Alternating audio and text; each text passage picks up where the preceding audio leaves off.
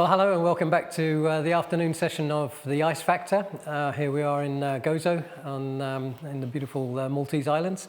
And I've got the pleasure now to introduce you to Kristina Pisani, who is a transformational neuro coach. And I'm going to leave her to explain to you exactly what that is. But we're in for a treat. It's going to be something completely different to what we've been exploring so far. So I'd like to welcome Kristina to join us. Thank you, Kristina. Thank you. Good afternoon and greetings.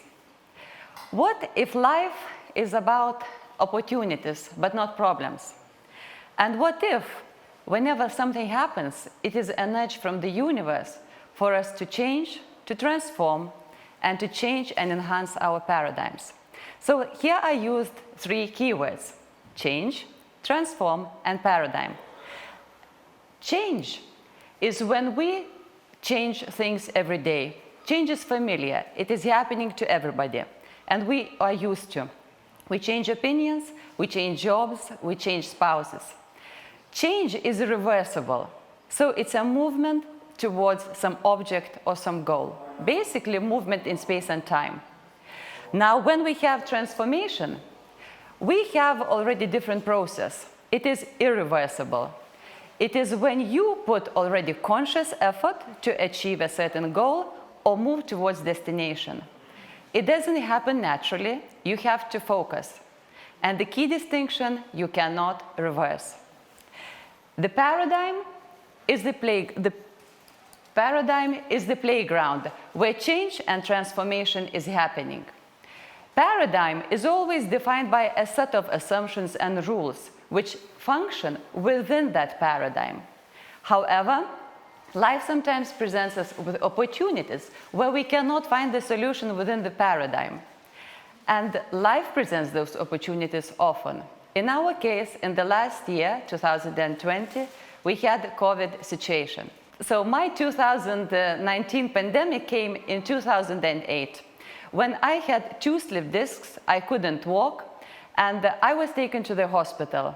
After MRI tests were done, doctor said that I have a solution. I have to go through discectomy, meaning to remove herniated parts of the disc and have the bone fusion, insert metal screws. I grew up in the family of a doctor, so it was familiar that if something is wrong with the body, I get the medication. However, at this moment in time, I realized that there is a deeper and different path for me. So with the support of my family, I embarked on the journey of learning. And I discovered that food affects the healing. And actually, the body is healing itself. So over the period of time, I started changing my diet. And after some time, I could stand on my feet. The joy was overwhelming. I didn't stop there. With my new awareness, I wanted to continue. My body was getting healthier. My energy levels were higher. But my emotions were not as stable. And I couldn't understand because everything seemed to be improving. I started learning very many different energy modalities, exploring psychology, psychotherapy. However, nothing used to give lasting change. And I used to see the same people. They are happily in intellectual state, but they are not happily existentially. Something was still missing. Until one day, I came across one doctor in Russia who used to help people to heal and to stabilize their minds by putting them on the diet without water and without food for extended period of time, from 7 to 14 and more days. According to our popular science, if we do not consume water for 3 days, our body dies. I was on the plane, and on the 10th day of my journey without water and food, high in the mountains with a lot of physical activity, I suddenly realized that my body, that my mind, and my energy are mine, but it is not me anymore. There was me, and there was body, there was mind, and the energy.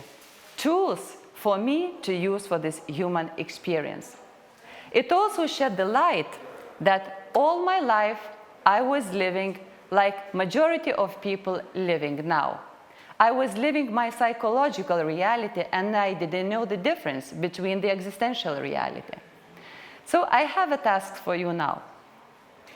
If I asked you, are you aware that you have a body, or do you think you have a body?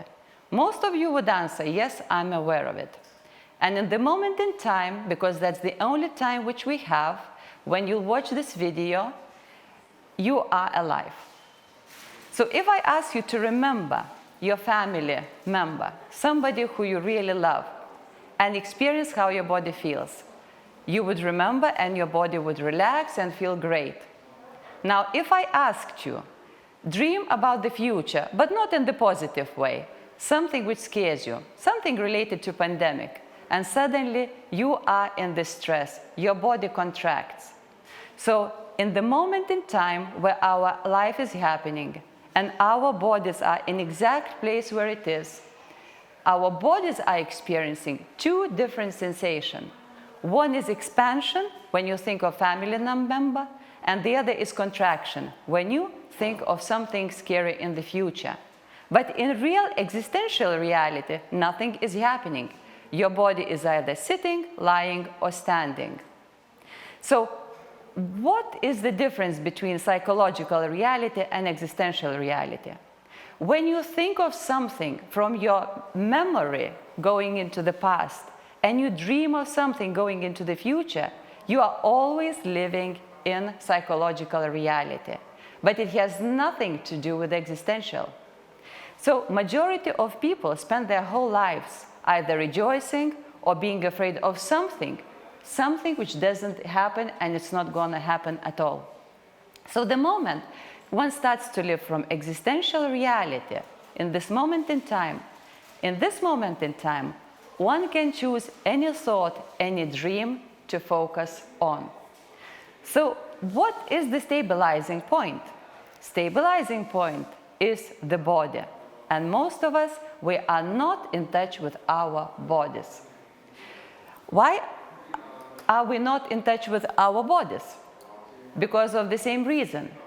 We are using intellectual mind, which is only database of our lifetime of information, to draw conclusions what's going to happen into the future. So being me, an awareness, a life force, giving everything what I look at, if I know that I'm not my mind, if I'm not my body, and I'm not my energy, and if I forget sometimes that I am that life which brings everything alive, I might go into my database. If my mind is saturated with information that life is scary, there are a lot of virus, everything is gonna go bad, just with this thought, and by focusing on it, my body gets into contraction and fear. So if somebody else has different database, let's say that the world is cooperative, that there is brighter future, their body will not be that much contracted. However, existentially, neither the first nor the other is happening. But sensations in the body will lead us to take different actions. People who are very much in afraid mode, they start doing businesses, they take activities to prevent sensations happening within their bodies. And it's never gonna be solved. Because if I induced activity in my body with my thought and my focus, I have all the capacity to neutralize that feeling within myself, also with the thought. If I drink a glass of water, it goes through my system and it comes out. I took physical action and I did another physical action. But the same thing should be happening with our psychology, but we are not taught. So many times we create events, we create a lot of action, engage in a lot of activities, start eating food, doing sports, talking to people, just to neutralize that sensation which was called by psychological reality, but has nothing to do with existential reality. So that was the biggest transformation in my paradigm, that life which I lived was coming from me, but not was coming from outside into me. And during those days of pandemic, most people are scared of everything which comes in them and makes their environment vulnerable. In reality, it's not what comes from outside into you, but your perception of what it might do to you. So if your perception that it's gonna harm you, you go into contraction. And everybody knows, if a cell is afraid of something, it's gonna go into hibernation. It's not gonna interact, it's not gonna be in creative mode, it's not gonna be in the flow mode, it's gonna be in the saving mode. So every single human who is in the fear is in that saving mode. There is no life in it. So it's not really the virus which actually does the damage to the system, but the perception and the fear which is holding the humans. Another thing which I came to realize when I started practicing often days without food and the water, that life is not human-centric. It is about all life. At the moment, we get a lot of recommendations, what to eat, what sports to do, how much to sleep. And still so many people have a lot of physical problems. Why is it so? Because of one reason. We look as body as a machine, as a compilation of cells. In reality, it is intelligent, self-sustaining ecosystem. And to get to know that ecosystem, one needs to communicate, one needs to listen, one needs to observe. So if you come with this approach that I have to learn how to use my body, learn how to understand how it feels and what can I do with it, you have to be much more observant and not rely on information and database which you collected from outside. Now all your work comes from within rather from outside. Another thing which I also noticed, that we, over millennia of years, because we were trained that something is missing and we need food from outside, that we have 6 human needs: security, variety, important social aspects, love, growth, and contribution. And all of these needs, they are musts. They have to be executed. But they cannot be executed by you. They have to be executed by somebody from outside. This is completely false through my realization. There are no such things as needs. There are only functions. Functions of interconnectedness with the universe. So function is always happening, whether you like it or not. But it can happen on a conscious level and it can happen on unconscious level.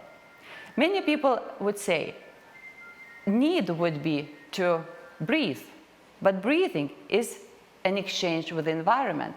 It's not a need, because we are always part of the environment. We cannot exist without the environment. Another question which I get is that sleep is a must. However, I also found it is not true. Sleep happens to people who are very much stressed in their bodies, whose internal organs are not at rest. And when the mind gives a lot of stress, the body is like a thermostat. It disconnects them. Why is it important to know this information through these days? Because we rely on external information. And information which is not checked becomes a threat. And our awareness is very much underappreciated asset. So you are listening to me now, and I have your attention. And with my guidance, I can walk through any story which I want. You trust me. But you also trust media, you trust the news without checking. And if you don't check, you unconsciously put yourself in a lot of stress. Because perceived information, as I mentioned in the beginning, is a psychological reality. It has nothing to do with existential. In the moment in time, I can be speaking of virus and problem. And look at me, I am standing. My body is safe. How do I know that everything is enough and the universe is abundant? The only proof is I am alive. That's what existence only cares about. So I'm inviting you through this moment in time to innovate by going into the pain. Don't create solutions to soothe the pain, to medicate the pain, to meditate the pain. Go into pain, because only because of the pain I went into the paradigm which I never expected even possible for human beings. Another thing which I invite you to start noticing that life forms all are equal. It's nothing human-centric. When you understand this concept deeper, you realize the principle of collaboration. We are surrounded by people. We are surrounded with our environment. But most of the time, we treat people as somebody who we have to teach, to preach, to use. The same environment. There is no interaction. There is no sensitivity. This is about me, but everything else is like not life. And it is not true. As long as we breathe, half of our lungs are outside. They are trees. And the rest of the lungs are inside of us. So that's already one example how we are all connected. Third, which I want you to take, is that we come here to give, because we are neither body, we are not our minds, and we are energy. So if we are energy, energy makes everything alive. It comes from our hearts, it comes through us. So do we really need to consume so much by creating even more? Or maybe it's time, through this COVID pandemic, to turn within and start learning the science, how you create abundance within without using external means. And like every process, it requires few stages. Once a child for the first time stands up, for his system, body system, it's an innovation from 4 on to 2. And he requires collaboration from his parents, from environment, sometimes the tail of the cat, until his system evolves into the dynamic freestanding position. And when the child walks, there is a new opportunities opening to him. He can run and he can dance and he can do many things. But those opportunities are opening up only when he stood for the first time and evolved his system into stability of that paradigm. So coming back to the very beginning, when I learned that we are all neither bodies, neither minds, just the energy, and these are our tools. If we were used to consume and take from outside into us, let's start learning by supporting each other how to tap within more, produce more from within, and give it out more. Have a beautiful day and fantastic time. Thank you very much.